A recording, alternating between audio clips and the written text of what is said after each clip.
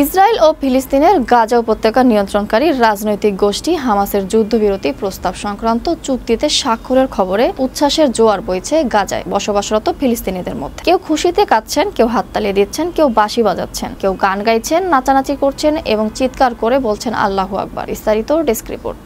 5 সন্তানের মা ঘাদা এই খবর শোনার পর থেকে কাঁদছেন। বার্তা সংস্থা রয়টার্সকে তিনি বলেন, হ্যাঁ আমি কাঁদছি, কিন্তু এটা আনন্দের অশ্রু। মনে হচ্ছে নতুন করে আবার আমাদের জন্ম হলো। আশা করছি এই ভয়াবহ যুদ্ধের শেষ হচ্ছে।